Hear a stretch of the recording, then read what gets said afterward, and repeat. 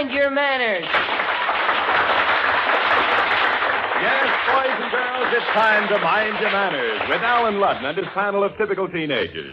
From the studios of WTIC in Hartford, Connecticut, the National Broadcasting Company presents a teenage discussion session for boys and girls from 8 to 18. Adults are invited to sit in on the meeting, too, so gather round, because here he comes, the man who conducts the meeting, the man who makes manners fun, Allen Ludden. Ha-ha! Thank you, Ed Anderson. Hello there, boys and girls. We're all set here in the studio with a fine audience full of eager boys and girls, a batch of real problems that you sent in, and our panel of typical teenagers. So without any further ado, I'd like to have you meet your panel, and as usual, they will introduce themselves. E.J. Kilday, 17 years old, high school graduate. Vanda Thompson, 18 years old, high school graduate.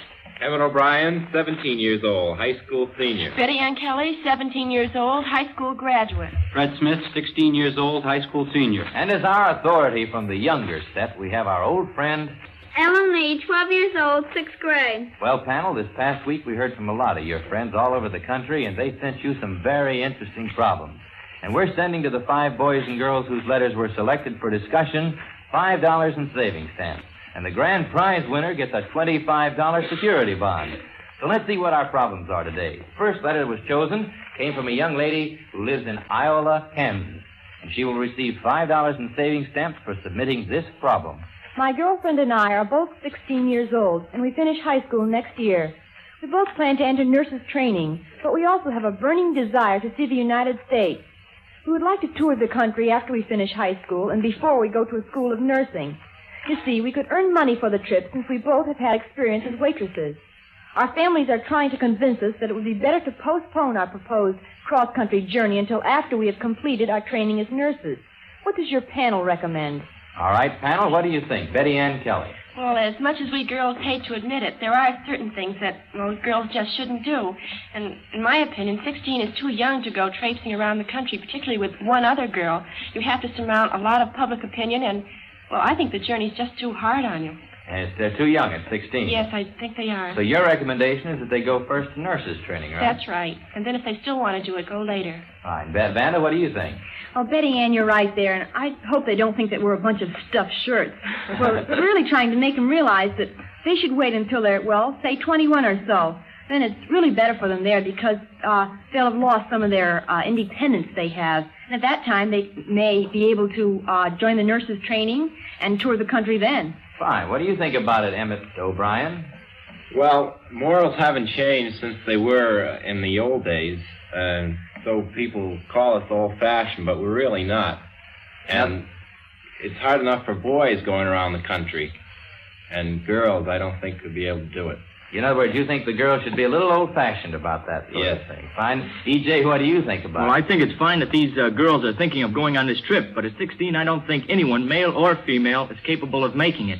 I think they haven't had such experience and will be at a loss without a chaperone. Fine. You suggest that if they go, they by all means have a chaperone. Yes. And what do you mean they're capable of making it? You mean they... I don't think they'll know what to do, where to go, or how to do it. And, they might be so lost they won't have a very good time. That's right.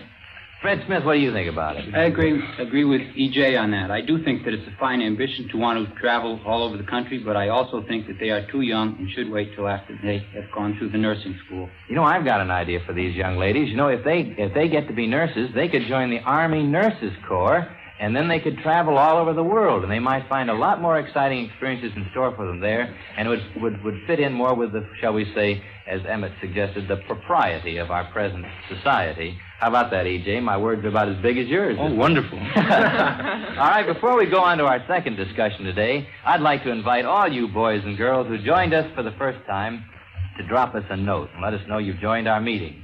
Believe me, we're very interested in hearing from you and knowing what your problems are. If you write to us, we'll be able to talk about the things that interest you the most, and that's the whole idea of our program. Well, now let's get on to the second question that was selected for discussion today. It was sent in by David Kahn in Louisville, Kentucky, and here is what David asked. I live in a community in which the use of fireworks is prohibited. Well, we have some fireworks left over from last year, and I don't see why we can't use them. You see, the policeman in town recently shot some right off in the city hall.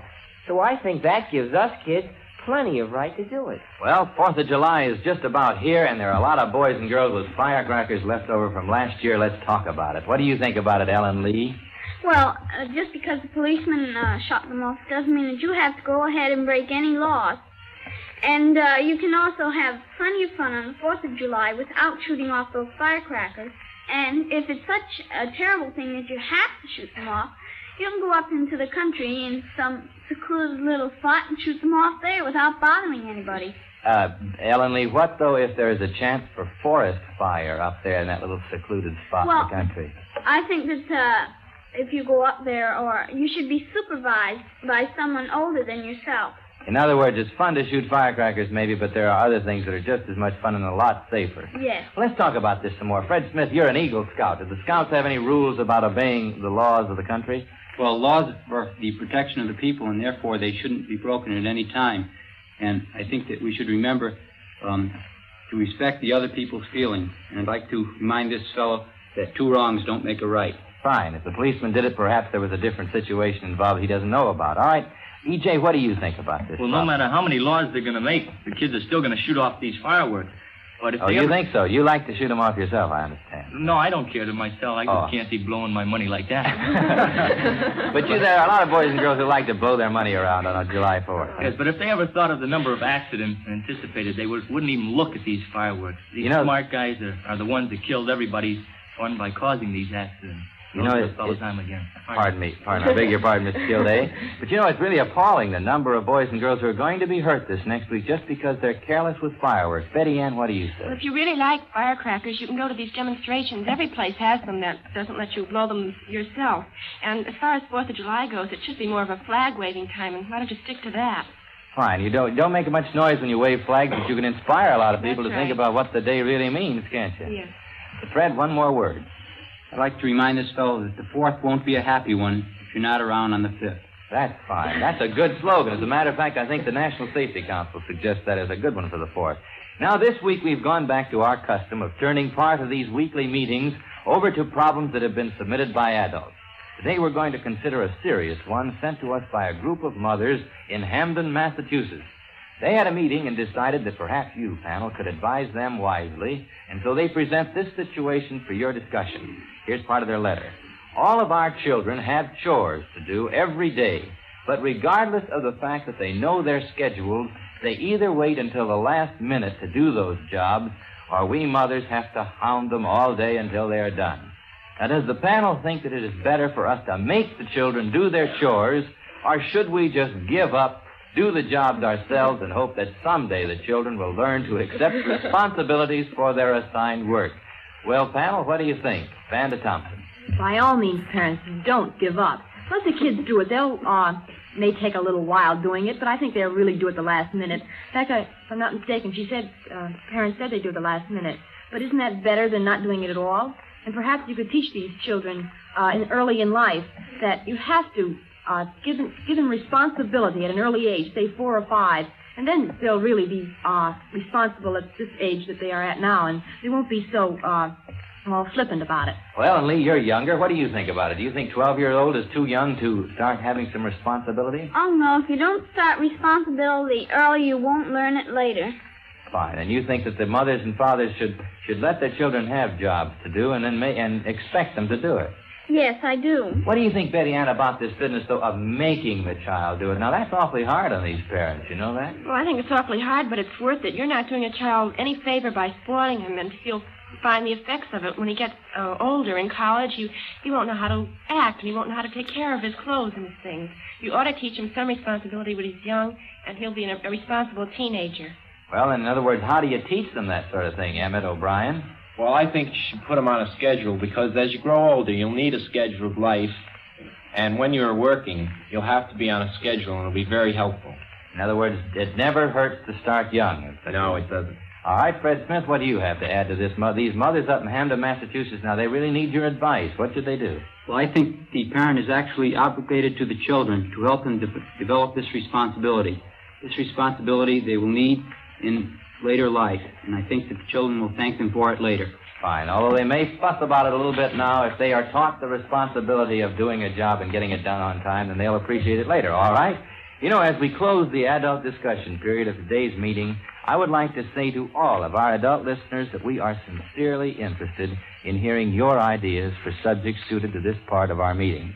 If you have a problem that you would like to hear discussed by this panel of typical teenagers, won't you drop us a line and let us know what it is? We appreciate your letters, and they all receive our fullest attention. We have no prizes for the adults, but for all you boys and girls, we do have prizes, and here is your friend Ed Anderson to tell you all about them. Yes, boys and girls, if you have a question about social behavior at home, at school, or at parties, send it in to Mind Your Manners, and you may win one of the fine prizes. Each week we award a $25 security bond to the writer of the best stated and most interesting question. And for the 5 other questions selected for discussion, Mind Your Manners awards $5 in savings stamps. All entries become the property of this program. In case of ties, duplicate prizes will be awarded. The decision of our judges is final. Contest closes at midnight on Wednesday of each week. Entries received after that date will be considered for the following week's contest. So, boys and girls, remember, Mind Your Manners is your show, and we want your problems. Send all entries to this address. Mind Your Manners, Department 4, National Broadcasting Company, Radio City, New York 20, New York. Send your questions in today. Now let's see who won $5 in savings stamps for sending us our third teenage problem to be submitted to our panel. It comes from Mercedes Richardson in Orlando, Florida. And this is what Mercedes asks. My boyfriend smokes. He smokes on dates with me, at my house, and when we are out in public. I am not sure that it is good manners for him to do this. So my question is, when and where should teenagers smoke? All right, now the question is when and where should teenagers smoke, panel? What do you think about it, E.J. Kildare? Well, Mr. Ludden, if these teenagers do smoke, I think they should smoke either in private or wherever it doesn't interfere and bother someone else. Now, where would that be? Well, I mean, they could ask in a party or something, do you mind, or something to that effect. If, for instance, if they're around people who don't smoke particularly. That's right, because it can be very annoying to some. All right, Fred Smith, what's your idea? I think that this fellow should remember the old story, Mind Your Manners, remember the feeling of others. That's a plug for our, more or less, it's getting to be our motto, it looks like. Betty Ann, what's your idea? And you can always obey the no smoking signs. Well, in other words, it's very bad manners for anybody to smoke where the signs say no smoking. They're usually there for very good reasons, aren't they? Yes, they are. Vanda, what word do you have to these teenage boys who smoke and don't exactly know how to they want to smoke, but they're not sure it's right, and after this meeting, I'm sure they're going to wonder even more. So let's put the words into a teenage boy who smokes, whose parents approve of it, and he is out on a date with a girl for the first time who doesn't smoke. What should he do? Ask her if he minds if she minds if he smokes. Or if he's gone to her home to pick her up and he sees an ashtray, well, then he can ask the parents there if they mind if he smokes, or if they don't see an ashtray, don't smoke. That's a good idea. Emmett, do you have any rules for boys who smoke?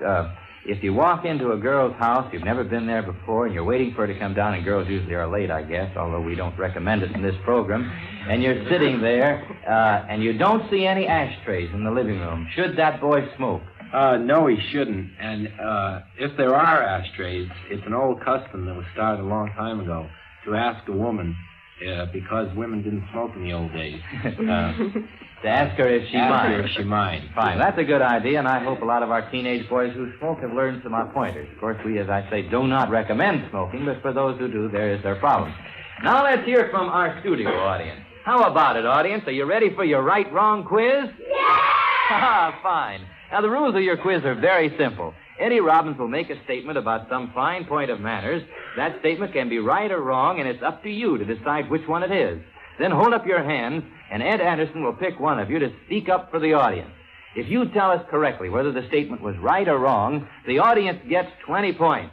You know, last week our audience made 100, so let's see how well you can do today.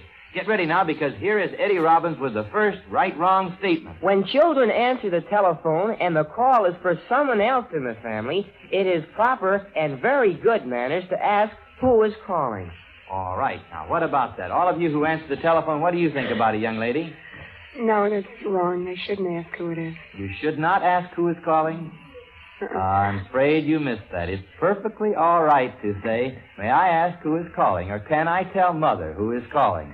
It is not improper to do it if you do it gracefully and graciously. As a matter of fact, it's much better for everybody concerned if you do it. Well, I'm sorry you missed that, but here's a little gift for you, and thank you a lot. Here's your second one. A knife is to be used at the dinner table for cutting, for spreading bread, and to assist in eating peas.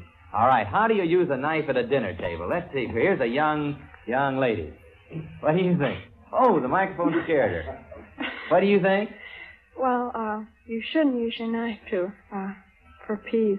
No, you shouldn't. So that statement is wrong. That's 20 points. It's perfectly all right to use a knife for only two things at the table: to spread bread and to assist to cut your meat, and that's in your food. But what about using your knife to help push food onto the fork? That's improper. That's improper, too. All right, here's a little gift for you. That's 20 points for the audience. Now everybody knows how to use the knife. All right, here's the third one. When going from the table to the dance floor in a restaurant or nightclub, the girl should always precede the man. In a restaurant or a nightclub, here's something for the young ladies. Let's pick a teenage young lady, and there she is.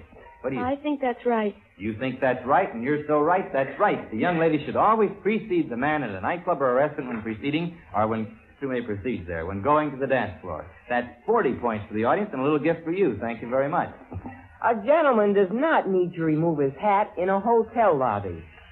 A gentleman, let's hear from a young man here, Eddie. A gentleman does not need to remove his hat. What do you think about it? Well, I think it'd be perfectly proper for him to remove his hat in a hotel lobby, but I'm not sure whether he should or not. I mean, I think it'd be perfectly proper for him. It never is wrong to do it, but the question is, does he have to from the point of manners? I don't think he would have to, no. I'm going to give you a right, because he doesn't have to. Thank you very much. What's your name, incidentally? John Mowbray. John, glad to have you here. Here's a little gift for you. Thank you a lot. When finger bowls are served at dinner parties, the proper thing to do is to dip a corner of the napkin in the water, wipe the face and hands, and use the dry portion of the napkin to remove the dampness. All right. What about finger bowls? What's the right thing to do? What do you think about it, young lady? I don't think that's right. You're so right, that's wrong. You do not dip the napkin in the finger bowl. You dip your fingers in the finger bowl. You dry your hands on the napkin. What's your name? Joan Nolan. Joan, thank you very much. Here's a little gift for you. Glad you're here. All right, audience, your score was 80. That's pretty good. I hope you had a good time. I did, and you're all invited to come back next week. And now it's the panel's turn again, and they are faced with a problem sent to them by a young man in Fort Scott, Kansas. He wants to know what you will say in regard to this problem, panel. I am a farm boy, 14 years old. I always help with the harvesting, but during the summer there is a lot of time and I have nothing to do. I would like to help the neighbors with some work, but my father does not want me to do it. Well, Mother approves, but I hate to go ahead and work against my father's wishes. What does your panel suggest? Ellen Lee, what do you think about this problem? Well, don't go against your father's wishes. You'll always find something to do. There will be plenty of work to do around the house, and then there'll be plenty of fun in it during the summer for you also. All right. In other words, you say that he stay at home and do as his father wishes. Yes. All right. Now, what do you think about it, Emmett O'Brien? Well, why don't you sit down with your mother and father and discuss about this question? And also, if you can't find anything to do, why don't you take out a few books and start reading? Because remember, readers make us the fullest man. Oh, we got it. Well, we got it. What do you Francis Bacon? Oh, well, that's pretty good. We got a new saying member here, Vanda. Vanda usually gives us our sayings. Betty Ann Kelly, what do you think about it? I agree with Emmett. You should never work if your father disapproves of it. But why don't you find out your father's reason for his disapproval, and I think you'll come to some sort of understanding. I see. How would they do that, though, Fred Smith? How would he find out his father's reason? Well, he should just talk it over with his parents. And I'd like to ask one more thing. Since when has there been nothing to do on a farm? Well, he wants to go out perhaps and earn some money. Now, is that a bad idea, E.J.? Well, no, unless the other fellows come over to his farm and want another job in return. Of course, he can ask his father what's to be done and what's not to be done, and then ask him why not. I see. That's the only thing left to do. In other words, to sit down and talk it out, find out the reasons, and by all means, though, do not go against one of the parents' wishes in a case like this. There must be a very good reason for it. Well, I hope that helps out the young man, and I hope he learns to read it, because that makes us a fullest man. Is that right, Emmett? Yes, that's right. Oh, did pretty well with all those fifths there. All right. Before we go on to our fifth problem, I'd like to pause a moment and invite all of you boys and girls who are listening in right now to drop us a line. If you have any sort of problem about social behavior that you would like to hear the panel discuss, send it along to Mind Your Manners. Fred will give you our address again at the close of the meeting, Remember, if your question is selected for discussion, you'll receive one of our fine prizes, just like Gary Anderson in Sioux Falls, South Dakota. Gary wins $5 in savings stamps for sending us this problem for the consideration of our panel. While attending a picnic with my mother and two of her lady friends, one of my school teachers came up to our table and talked a few seconds. Should I have introduced my mother to the teacher and then let her introduce her friends? Or was it my duty to introduce everybody at the table to my teacher? All right, E.J. Kildee, we've got a problem of introductions here. What do you have to say? Well, if he knew everyone at the table by name, well, he could introduce everyone. But if he didn't know everyone's name, well, introduce the teacher to the mother and let the mother carry the ball from there on. All right, what if the mother, though, didn't carry the ball? Say if the mother neglected or forgot, as some people often do, should he then have allowed the teacher to stand there and talk to him without the other people at the table knowing? Betty Ann Kelly. No, you should always try or make an attempt to introduce them all, or perhaps remind your mother, because it's never good to let one person stand there and not know who to talk to. Fine. Fred Smith? Making introductions should be a habit, and people shouldn't make so much fuss about them. There's really nothing to it. All right, there's nothing to making introductions, Vanda. Let's talk about that. Well, to be able to introduce is a milestone to social success. Oh, Vanda came right back with a success. Did you make that up? Yes. I thought you did. All right, now this business of introductions, though, is one of our primary manners problems, and as Fred has suggested, if you learn how to do it, it's going to make everybody happier. Let's talk about this business of the strangers walking up to a group and standing there talking to one person and not knowing the other people. Panel, is that ever a good thing to allow to happen, Emmett? No, it isn't. They do it in the North, but in the South they don't. Everybody's introduced, and they're very friendly, but in the North they don't. In the North they don't sometimes, and we don't think it's a good idea. We think that you should always make sure that everybody in the group knows everybody else, and it's part of gracious manners, and thank you a lot. Now, here we come to the high point of the meeting, the grand prize question of the week. This week, the judges decided that the best stated and most interesting letter sent in to Mind Your Manners was written by Juanita Childers in Louisburg, North Carolina. Our congratulations to Juanita. We're sending her a $25 security bond, and the panel is all set to talk about her problem. So, panel, your very best attention is invited to the grand prize question of the week. I am the daughter of a minister, and I have a problem that is shared by many ministers' families, I'm sure. Often I am invited by my friends to go places and to do things that I personally think are all right. And may I add, I am old enough to know right from wrong. I usually refuse to go with my friends, however, because I feel that I must watch my actions very carefully. You see, I am worried about what people will think if they see a minister's daughter having too good a time in public. What does your panel think of my cautious behavior? All right, panel, what do you think about it, Emmett O'Brien? Well, I don't think there's any law in any of the rule books that says you can't have fun just because you're a minister's daughter, as long as you don't become boisterous and too conspicuous in public. Fine. Betty Ann Kelly? I think everyone has the obligation to act in a certain way. They shouldn't be boisterous, and they should be modest, and they should just act nice.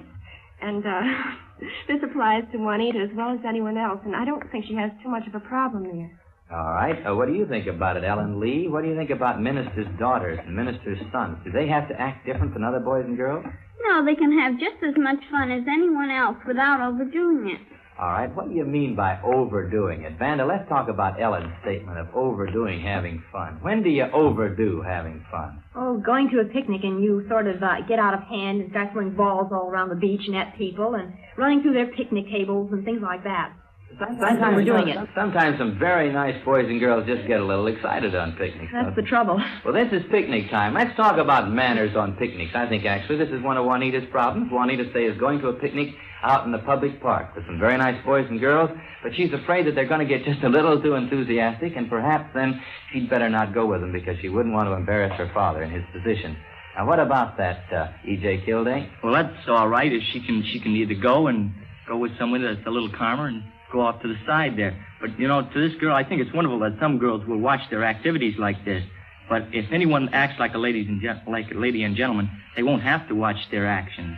All right, and if she's a lady and all the way through, then she will never be worried. That's right.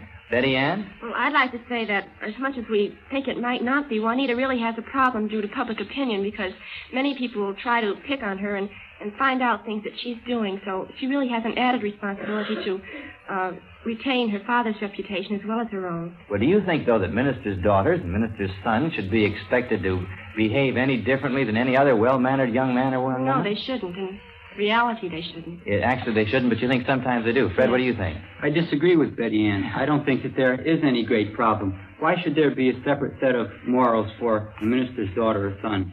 There isn't, but I'm just saying that due to public opinion, there are people who will think that there should be a certain set. And I disagree with them heartily, but there isn't too much you can do about it. Well, then let's talk to the people who have the wrong idea. They ought to get the right idea. Yeah, they should expect no more from the minister's daughters or sons, Fred. Why shouldn't she go out and have fun? She should. Okay. All right, we all agree she should go out and have fun, but in having fun, she should remember, and the boys and girls she's out with should remember that they should never, in any case, get so enthusiastic that they interfere with other people's fun. And now let's open up the answer box to find the answers to those questions that have been sent in, but that were not selected for discussion here with our panel. Today, the first question to come from the answer box is... From a girl in Houston, Texas.